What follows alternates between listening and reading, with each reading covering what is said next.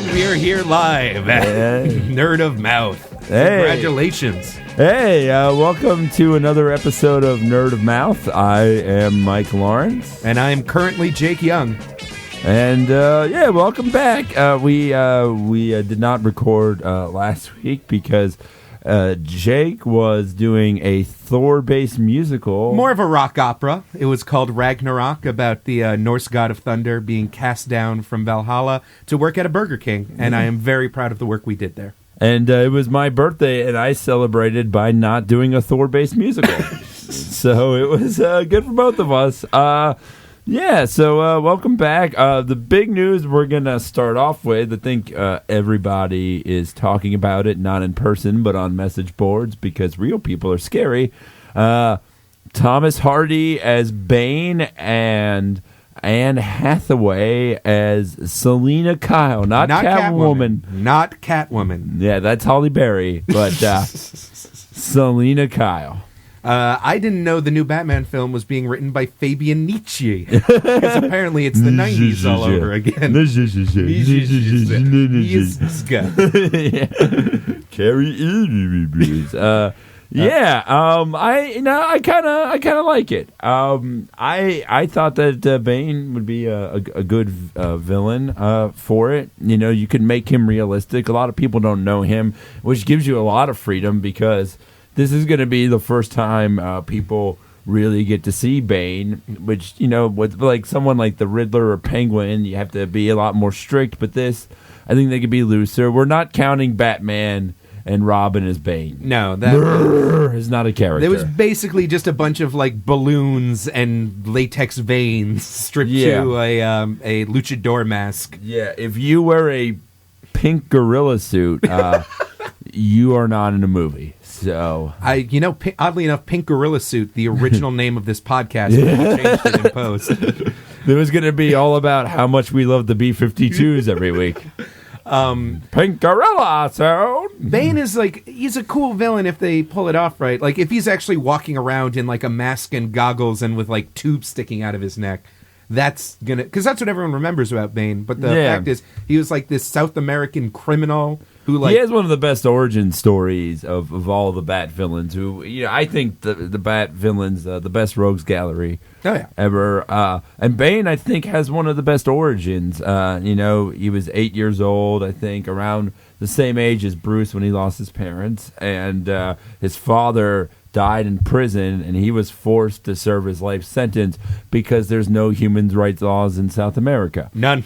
And some of them speak Portuguese. It's a crazy world. I forgot the name of the teddy bear, so if somebody remembers, please let me know. But he had a teddy bear that was his only companion in the prison.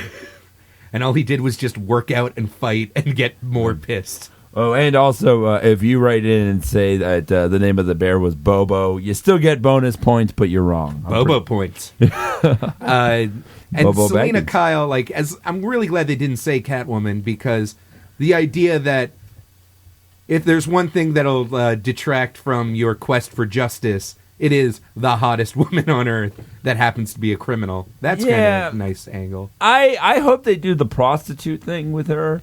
The Frank Miller treatment. Yeah. All women are whores. The Frank Miller treatment. Except Martha Washington. She's not a whore, but I think it's a good idea. You know, if they're gonna have a woman in these movies. But my problem has always been, and I said this yesterday to a friend, and it's gonna come off as really sexist, which is different than me coming off as racist. Women never work in comic book movies. They always fucking suck and ruin the films.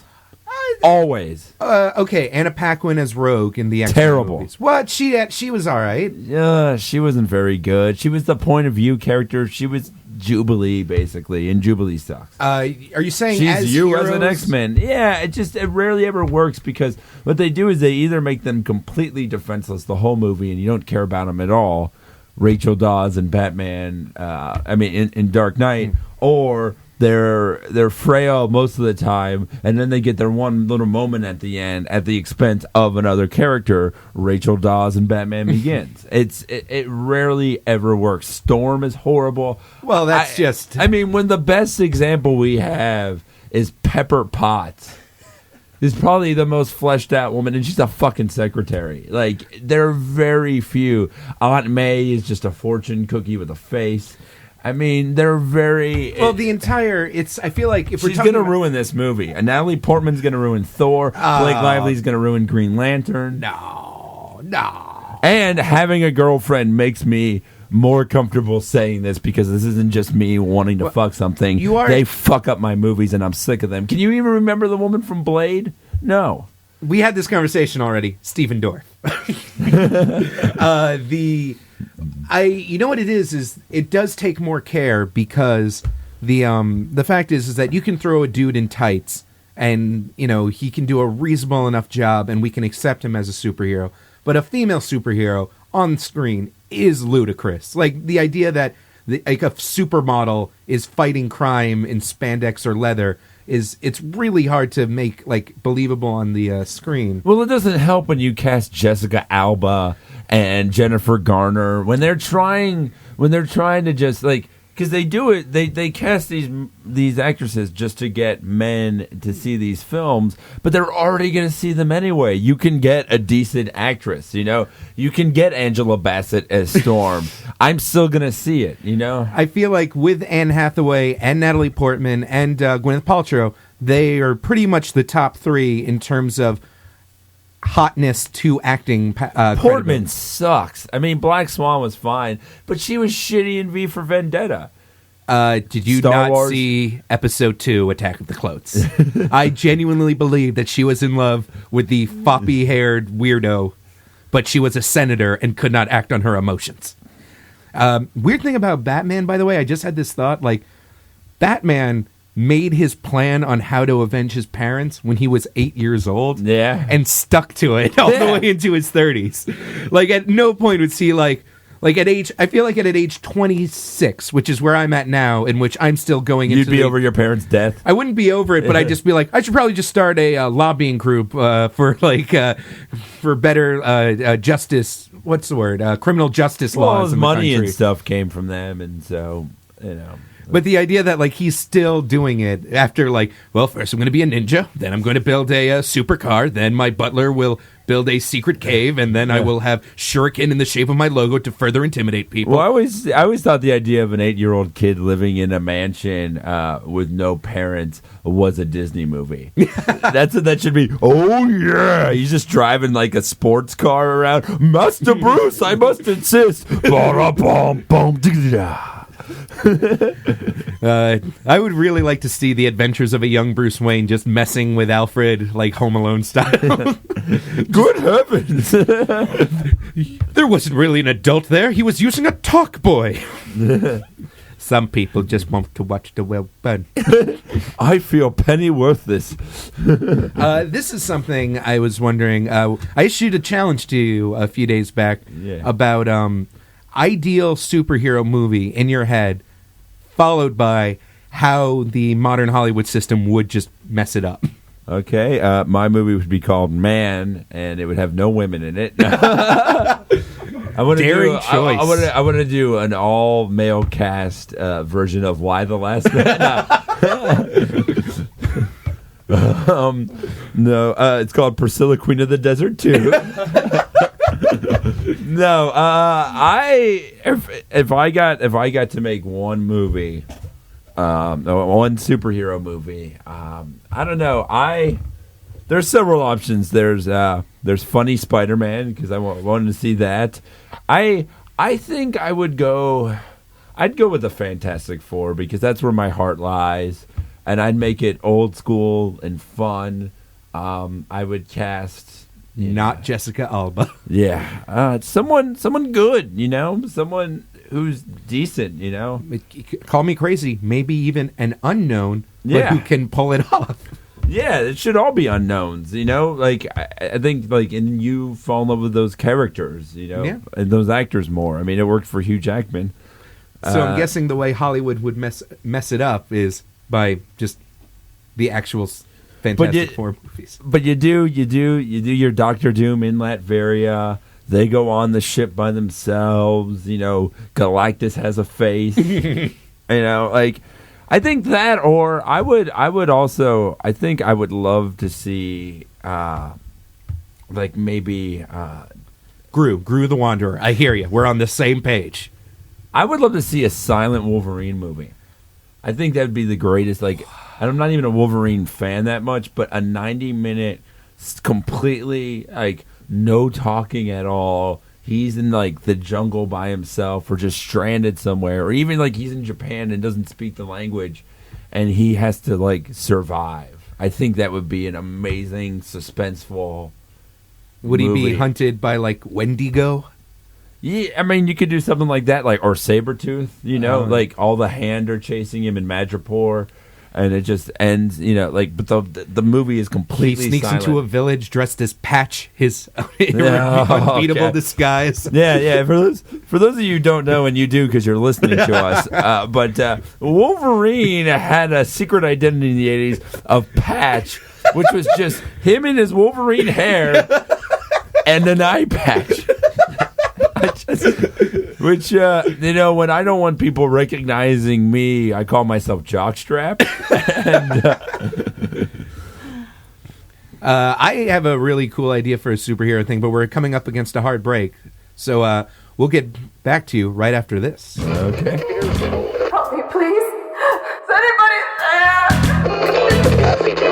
I'm gonna kill you! Look at me when you die! I want to see your... In the evening of the day of man, when humanoids never walk the earth, only one group can tell the story of the age. Listen to the undertow of your mind ocean. I got all this blood milk coming out of my belly. The CIA's put microphones up in the toothpaste. I live in a phone booth down by the Chulu Banana, and you're telling me to study notes. Don't you listen to my teeth, got on that? Murderfist Broadcasting System, coming soon to cavecomedyradio.com and wherever guns are sold. Okay, we are back, and Jake, tell me your superhero movie. All right, this came to me in a dream vision, but I want The Flash, directed by the Wachowskis, a heavily reined in Wachowskis. Like, you keep a fucking thumb on the back of his and his/her necks, and just make sure that they don't mess it up too bad. But it's They all already about did a speed-based movie where a guy is a racer against things, so... That's the thing, though, is that if you give them a good screenplay, hopefully with Jeff Johns as the actual... You mean the Wachowskis you want and not the ones that actually exist?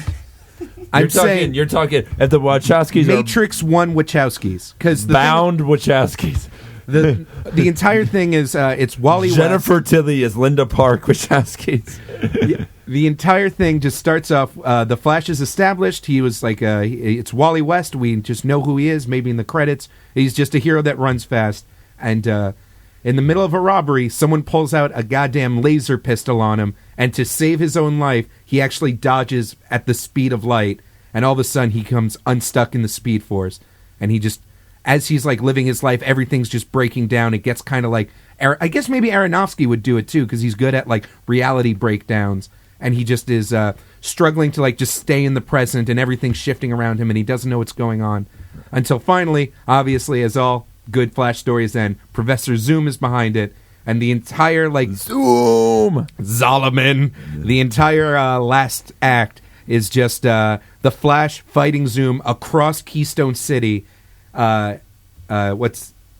a bullet is flying towards Linda Park, and so like just. As we cut, like, between a frozen city in a single moment of time, they're just doing all sorts of crazy high-speed kung fu. And, like, it cuts between, like, bullet time, their time, and then just, like, regular time where everything's just blowing up and going crazy all at once because two madmen are fighting across a goddamn city. I'm sorry, I must interject on this one. Because The Flash is possibly my favorite DC hero. Marcus Parks, by the way, famed director. And The Flash is possibly my favorite DC hero. We just made Black Bolt speak. I think Kung Fu completely the wrong way to go. Not necessarily because Kung Fu. like the Flash he's a puncher. He doesn't Yes. even use kicks. Yeah, you Like, can't be named Wally and know how to like do karate. Kung Fu was a poor choice of words. I'm talking about just every Speed Force He trick means in the with book. shitty Wachowskis where they do like the hovering and the crane crap. And Like, I'm talking armed tornadoes throwing 1,000 bricks at once. I'm talking just massive destruction, vibrating things till they just blow up. Just everything going to shit. It would cost billions of dollars. See, I think the Wachowski brothers and Darren Aronofsky way too dark. That's the thing. I kind of like think, the idea. Like the Flash. I think the Flash is. let's he's get more of a Paul lighthearted Verhoeven character. back or Jan de Bont. You know what it is? I started reading The Flash during the Jeff Johns Wally West Geoff. era, and Oh, yeah. all he did was mess with him and just like tighten the noose just a little bit more. He did mess with them a lot, but the art really gave it. The art kind of brought the darkness back. Like it kind of kept it from getting too dark. And I think Aronofsky, the Wachowski brothers, they would lose that because, of course, Jeff Johns is the best Flash run that's ever been written by a million miles. Mark Wade's pretty Mark Waid great. was pretty good. He was pretty good. He's Yeah. number 2, and I love Mark Waid's. I love the return of Barry Allen. I mean, it's awesome.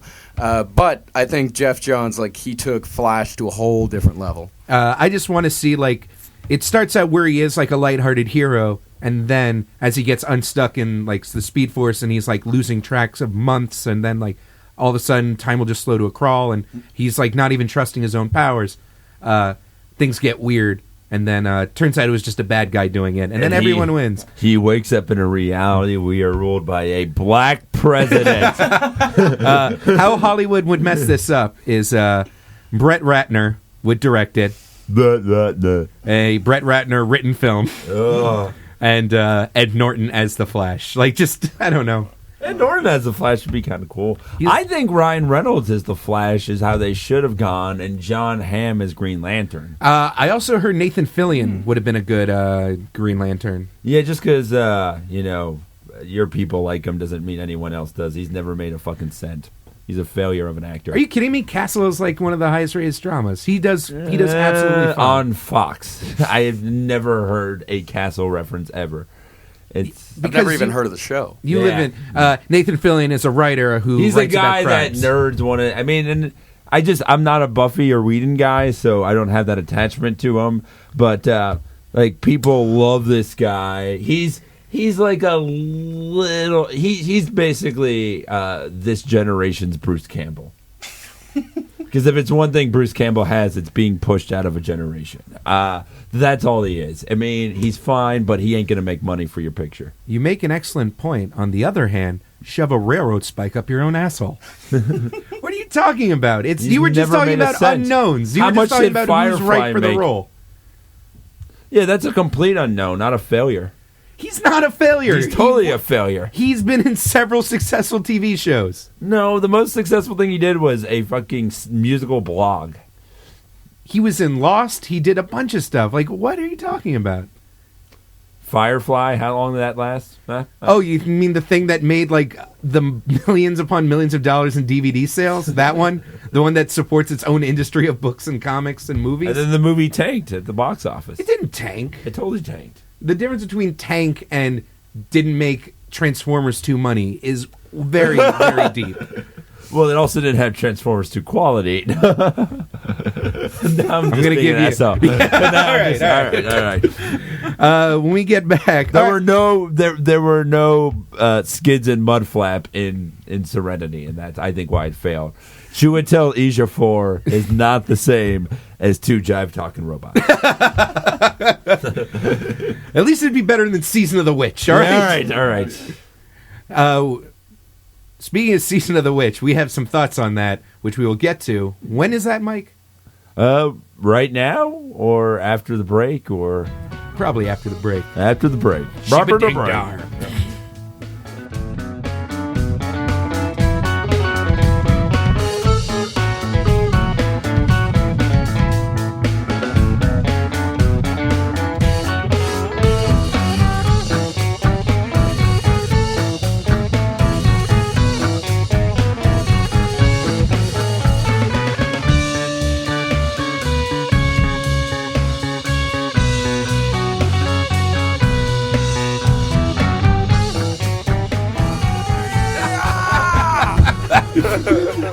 All right, we are back on God's Golden Shoal. Welcome back. We are briefly, ever so briefly, are going to talk about Season of the Witch for as long as it's in theaters. So we got 2 minutes. 2 minutes tops. Now, we actually saw this movie hoping to see some sort of magical, terrible movie and be part of an elite brotherhood.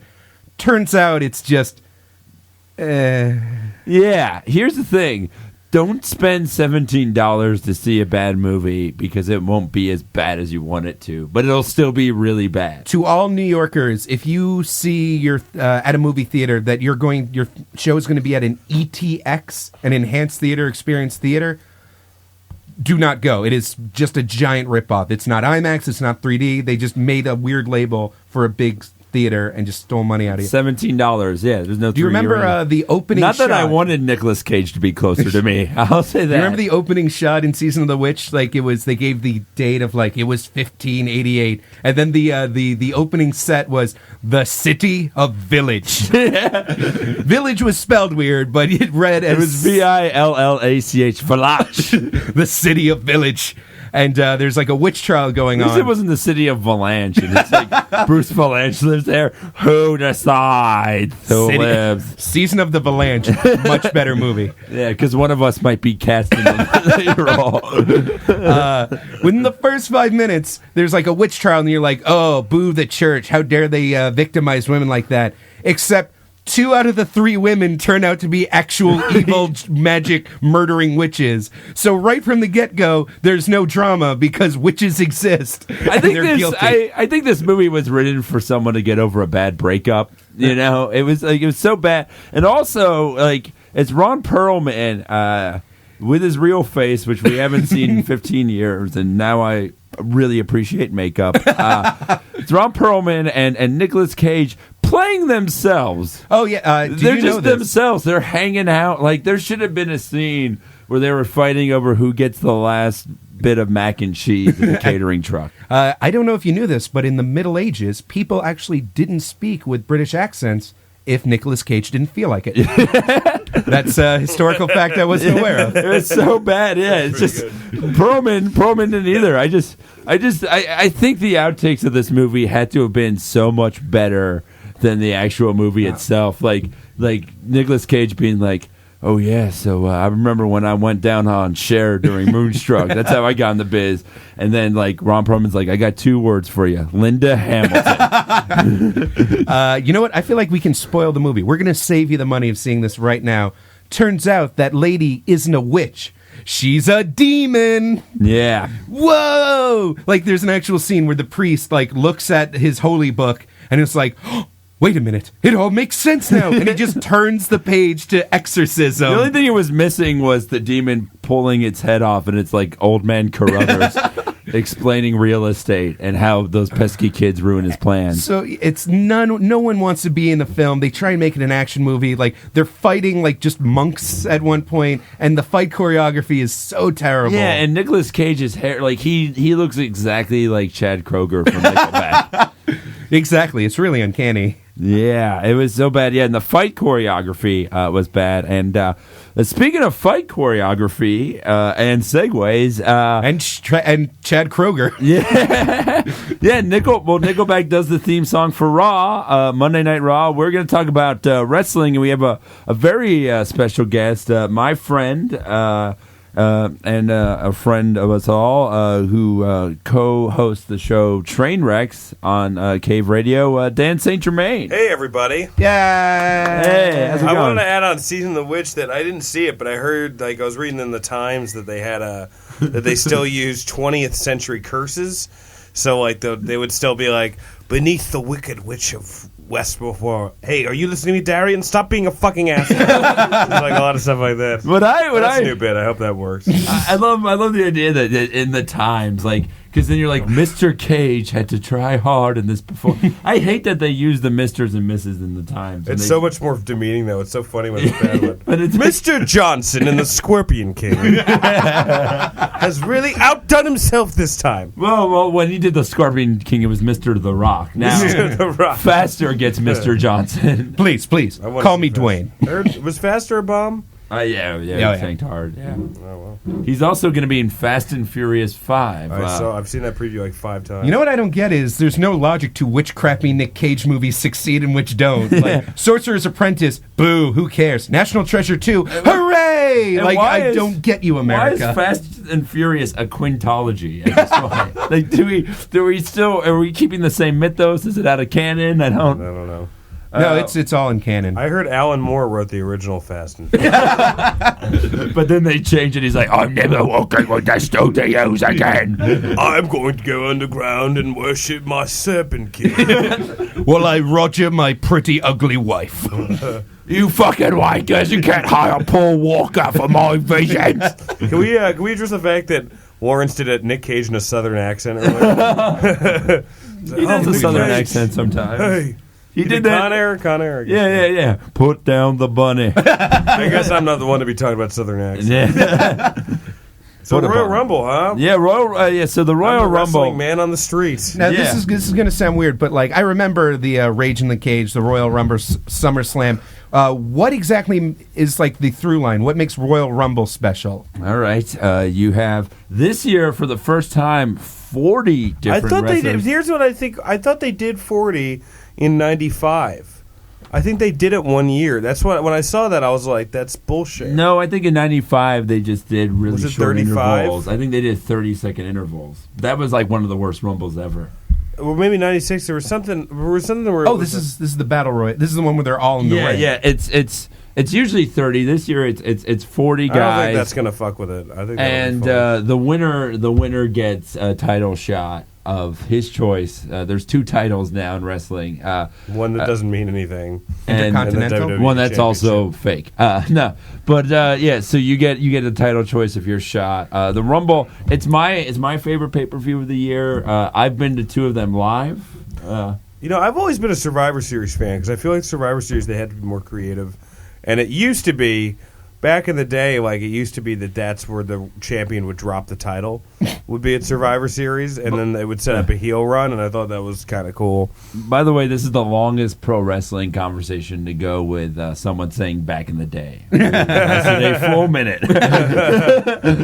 Yeah. Now, is the evil clown wrestler still in the... Doink is still taking independent bookings. No, he calls Not within the himself. company anymore. His real name is Matt Bourne, and in the 90s when he left WWF, he became Born Again was his character, and now he's reborn, and he looks like the Heath Ledger Joker. That's his costume. Oh, really? That's kind of He's cool. got the mask with like the long. I do cocaine! Yeah, everybody did that. I love it when like fat guys wear the Joker makeup for like the full year after Dark Knight. It was like that costume's not for you. You can't be a thematic juggalo. It doesn't work. Yeah. It was... You're allowed to be Juggernaut, the Blob, and Cameron Manheim. Nothing can stop the Manheim. Manheim angry.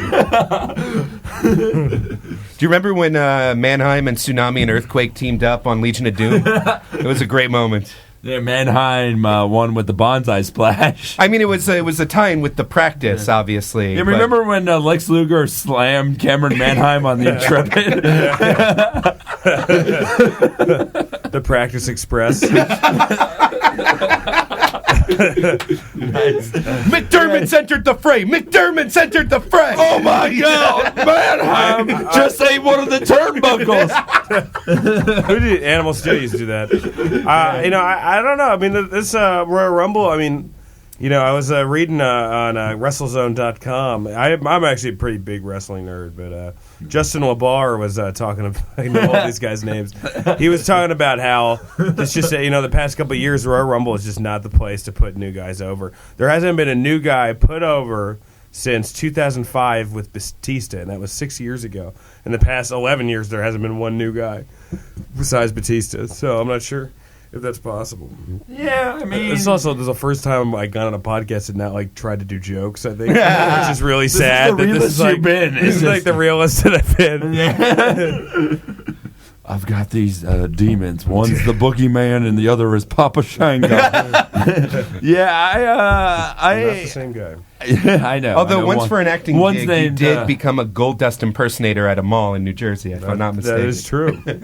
I love Paramus. Yeah, I think the Royal Rumble is a lot of fun just because you get to see a lot of guys, and it's a way for people to make themselves like stars. Even if you lose, like I think one of the best performances in years was last year CM Punk. That was amazing. What he did was his whole character at the time was he's straight edge. He doesn't drink. He doesn't smoke. He's like this really like sanctimonious, villain character, and he would throw a guy out and then continue a promo about how he's the only pure wrestler in the whole thing. Yeah, like that was he great. would every time he would throw a guy out, he'd ask for the microphone because there's 2-minute intervals. So like he tosses a guy out and he's waiting like a minute and a half and just talking the entire time. Well, he's the only guy who can really do it, I feel like now. He's the only guy in the company. There's a lot of talent still in the company. There's no way that you can have a company that big and not have talent in there. Then there's our people who I watch, and I'm like, oh, they're pretty good. Yeah. But he's the only guy who's really become fully realized over there right now. Who's Now, not do you over the hill. think it should be a newer guy that wins this year, or? I mean, I've only been keeping up with the product a little bit. I mean, one of the most distressful things that I saw was. The Miz as champion? No. I actually like The Miz as champion, which a lot of people give shit about. By the way, we've lost like almost all our fans. We lost 3 people on this. Hassan Madri's not listening. Oh, no, He's they our were. one fan. Yeah. Hey guys, I just came back from the bathroom. What'd I miss? Well, The Miz was a reality TV show star, and he's making that work. But they had a guy come in. CM Punk was on. And they're doing a feud with Cena. I think it'd be awesome if Punk won, but that's not going to happen. And they brought up this new guy, Mason Ryan, who looks exactly like Batista. Exactly, and he does the same motions, makes the same facial expressions, dresses the same. But he might not rape divas, so Yeah, and it's like they're like literally repeating characters now. Well, not like within like a year. They've always done that. There is always the rule that Jim Cornette said, and I believe in it. The rule 7 years that in wrestling, because the fans are so stupid, you can repeat anything every 7 years, and people are okay with it. You have like the new Hulk Hogan, the same angles. Like there was like in the early 2000s, Triple H put a bounty on somebody, which is exactly what Harley Race did. I feel like America's ready for another snake-based heel wrestler. I feel like the time He has was come. more of a tweener than a heel, Jake Roberts. He was never fully evil. He was never fully good. He just was. He launched a cobra on the Macho Man and scarred my tiny brain while I watched it on the We all USA remember Network. Macho Man's hands were not clean during that time. Yeah, the Cobra died of poisoning. Let's not forget the time he teamed up with Zeus. Yeah, you want? Oh, by the way, I did want to bring this up. They just released a commercial for this new WWE video game with the Macho Man in it, and it's him now, and he cuts a promo in it, and he hasn't worked with the company in years. Oh, so he's going to the Hall of Fame soon. I think so. Not yeah. this year because they're putting in Michaels, but they'll do it next year. Now, here's something I did. Do you know Michael's not your boy toy? Yeah. I was confused. He's just a sexy boy. There's part of me that's offended by that. And there's a Did I part get of the him wrong that's just Michaels? glad to find a friend. That's wrestling. I'm not your boy toy. I think wrestling more than comic books. It's like wrestling fans disagree so much, but we're like the only people who can talk to each other. Yeah, about this shit. there's not the same amount of venom as there are with comic book fans, because I think it's more shameful than comic books. Yeah, Much it more is. shameful. Because the comic book, I'll even say like there's people like Alan Moore and stuff who are like really good at what they do, but like wrestling, Grubart has a good joke about that where he goes, "Wrestling's the only wrestling." I forget something like wrestling's the only. When it's pretty good, it's not bad. It's what? Yeah, when wrestling is the only thing when it's pretty good, it's not bad. Yeah, it's like it's okay. Yeah. Well, here's why wrestling's better than comic books. Green Lantern didn't strangle his wife and child. 2 years ago. I didn't have to see the Blue Beetle fall 90 feet to his death and then have the Justice League continue a fight. You know? It's I mean, There's a lot of shameful things about pro White wrestling. Tiger didn't die while brushing his teeth. I really had to think of a Latino superhero to make the Eddie Guerrero. You could have said Blue Beetle again. With the Royal Rumble, I don't know. I saw the card this year. The card's not great. It's okay. It's Miz and Orton again, which we've seen like 3 times now. Yeah, but the through line between this and comic books though is that like because we're talking about these movies, like even if Bane and Catwoman sucks or whatever, we're gonna see this movie. It didn't matter who they said was the villain. They could have said the Mad Hatter or Bookworm or like some really shitty character, and we would have still gone. Same with wrestling. The WrestleMania card this year could be the worst thing. We're gonna watch it. I'll still watch it. KG Beast. Yeah, especially because this year maybe in 3D. yeah. There's a chance that's going to be. So Owen Hart falls on you. Jeez.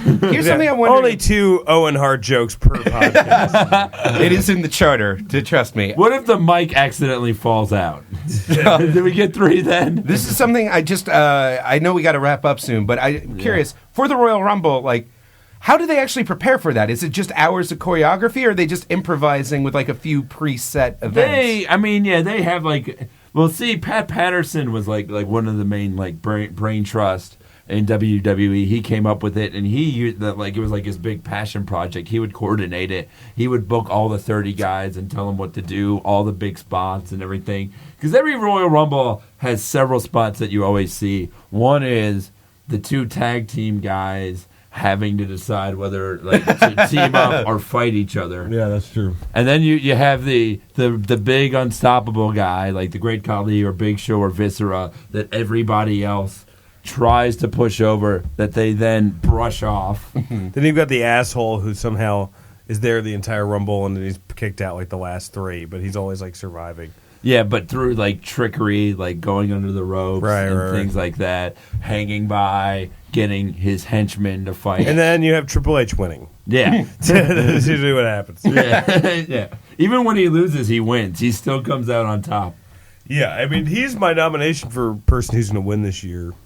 Yeah, I'm going to go with Alberto Del Rio. I wanted to see a new guy. I want to see it win. I don't think that's going to happen. Also, something I was wondering about, how much does the pay-per-view cost? I think it's like $45, $50. Yeah, it's insane. I mean, there's torrents. UFC is less money. Yeah. You know what's free? This podcast. Yeah.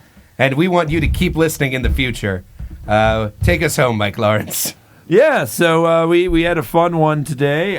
We learned a lot. The Wachowski brothers should not make a Flash movie because that sounded like a terrible idea. Bane, good. Catwoman and Catwomen in general, bad. Wrestling is fun, but it was always way better than it is now. And don't see Season of the Witch. Yeah, don't see Season. If you take one thing from this podcast, Season of the Witch is about as good as Billy Gunn winning King of the Ring. Did that happen? Yeah, 98. Oh, shit. Big thanks to Dan St. Germain for sitting in on the segment. And Marcus Parks chiming in. Marcus Parks, of course, the mastermind behind the entire New York podcastery. Yeah. Check out Trainwrecks. Check out Roundtable of Gentlemen. Check out anything else I'm forgetting? What the Freak is a new, it's the censored Marin podcast. Everyone who listens to it is just like, man, Mark Maron really has his stuff together. He seems really happy. All right, bye. Come see Old Anxiety next Saturday. Yeah. Oh. At 8 at the Creek. Yeah. Oh, yeah.